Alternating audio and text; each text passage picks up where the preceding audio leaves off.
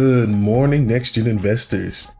It's your boy Dante here coming at you with the pre-market action. So, yesterday, let's talk about that. That was crazy.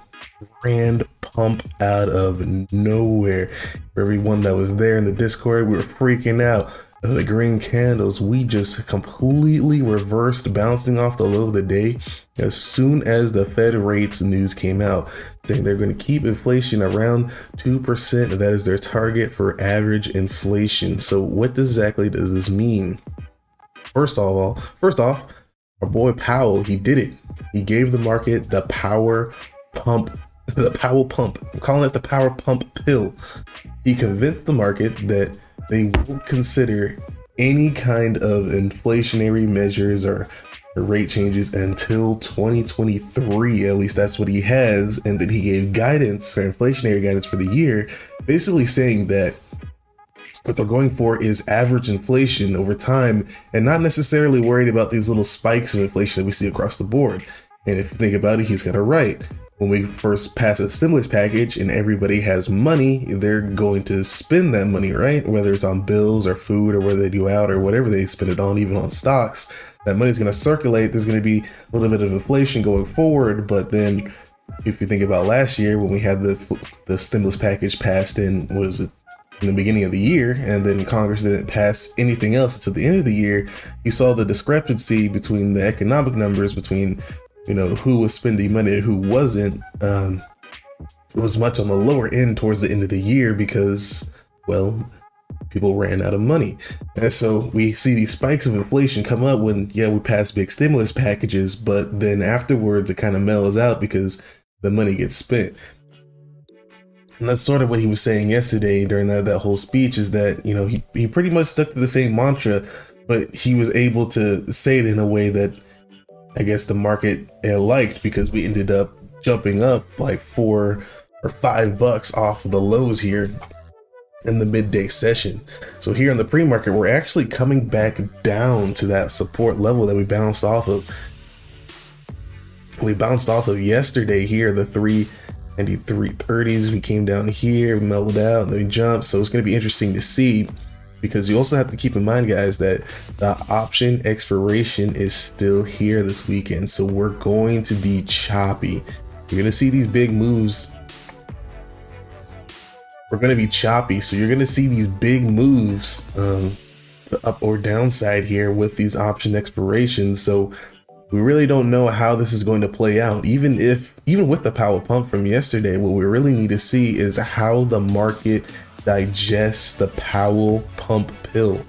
You're gonna see how they digest that, and it could be in the form of the value stocks or the tech stocks at this point. Really, my theory is playing out with the tech stocks, where actually if you had the play that we from yesterday and bought that at the bottom, you would have been up significantly. However, if you held it again overnight and didn't sell the rip, you ended up maybe losing out this morning because we're coming back down.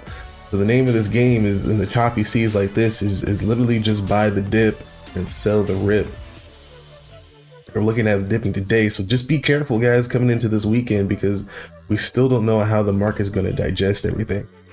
And that being said, I want to go into the plays here that we had to take a look at. The first play was the QQQs, one that we had yesterday. We bought. This is 2 days in a row that this play hit. It was the 325s for next week on the QQQs. That's 2 days in a row this play hit. We hit the play yesterday and the day before, bought it. But if you sold the rip, that's how you maximized your money gain there. And then next we had Boeing too. I want to look at Boeing for a potential play here, because they pulled down quite a bit, but they're still holding up pretty strong. And if the value rotation continues into value's favor, we're going to see Boeing come up. Even maybe it went crazy here at the 278. So if we come back up there, I mean, we could see a straight shot back to 300, which would be a wild ride. That being in mind, I want to take a look at all the airlines as well. We got American Airlines, UAL, all the airlines were coming up this morning in the pre-market session. The thing about these airlines, though, I will say, is that a lot of them are actually positive on the year, meaning that they've gained back all their losses from the COVID crash. A lot of them are back to normalized levels. So you're buying them up here, you got to be careful. I would say buy pullbacks, not necessarily it ripping on the day, because that's still the name of the game.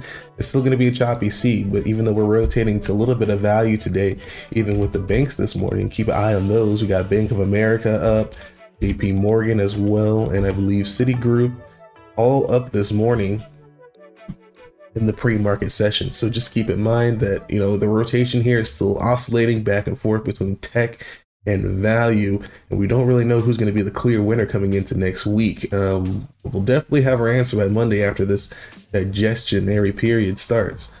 Being said, the other play that we're still looking for Disney position in that. Disney's consolidating nicely. It's killing premium. It's doing exactly what we wanted to do if we're going to be able to get into a position here. It kind of came up a little bit on yesterday with the pump and everything, but we're still dropping back down this morning. We're going to be looking for a position into that. Maybe a longer term position even in April, considering how far we can get these premiums to drop coming into the weekend. Next play I want to look out for is just watching the SPY as well. Keep in mind what the market is doing as a whole, but also want to look at Apple as well. They recently had news about a lawsuit coming into their favor, and I don't know if that's helped contribute to the recent pumps that we've had.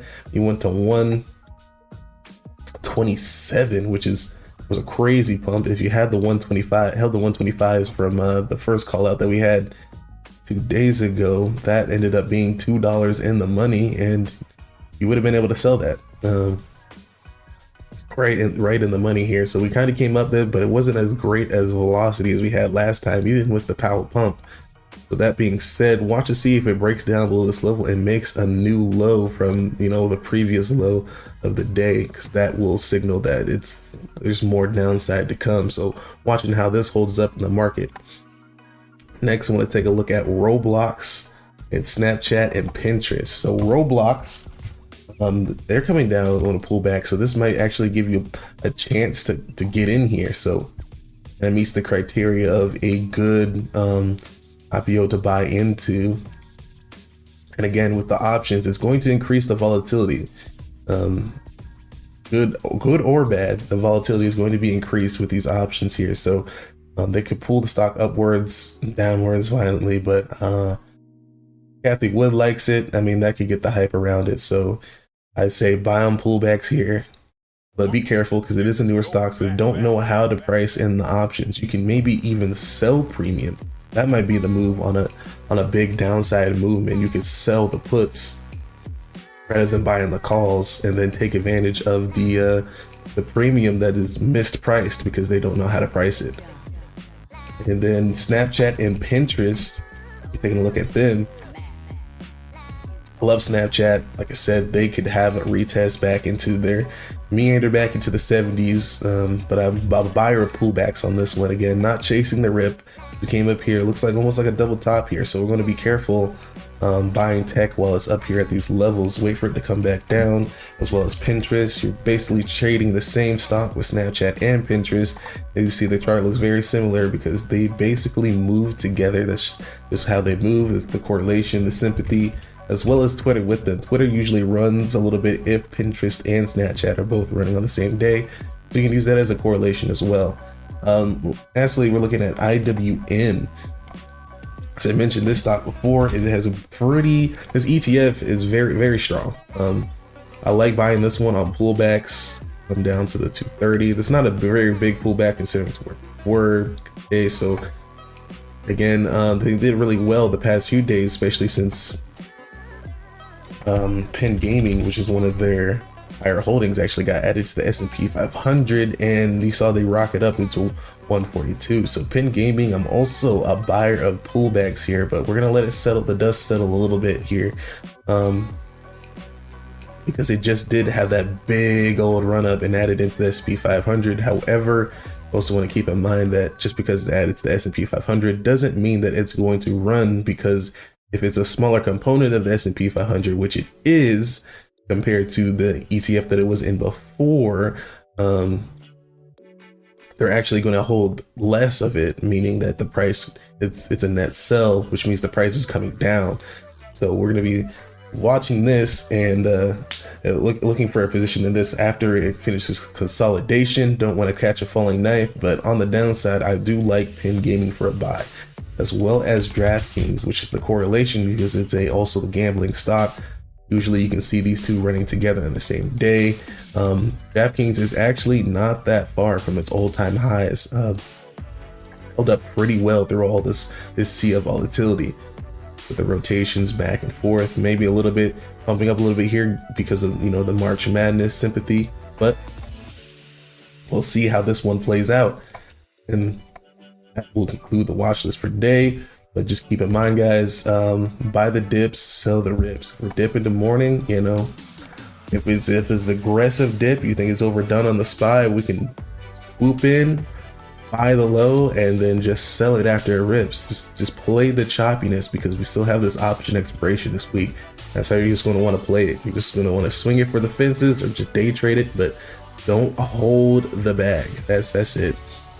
Just don't get caught bag holding, and don't FOMO when you see it running up, because as you see right here, the choppiness, yeah, it goes up $5, but then it just spirals back down. So I mean, every ticket has its day. But then after the option expiration is done next week, we will be looking at the true movement for what the market has decided next.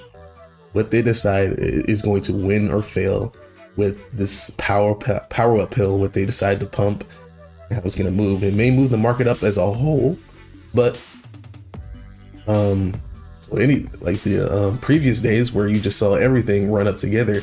However, I think there's going to be a clear winner of who's on the upside and who's on the downside. Some things are going to lag behind, and we're going to take advantage of the winners and losers in that situation. But if you guys have any more questions, you can hit me up in the comments below or join in the Discord. You can find information for that at thenextgeninvestors.com. Take a look at our plays, join the community. Everyone has a great time in the Discord talking to each other. We're making money. Good stuff. But I hope to see you there, guys, and stay green.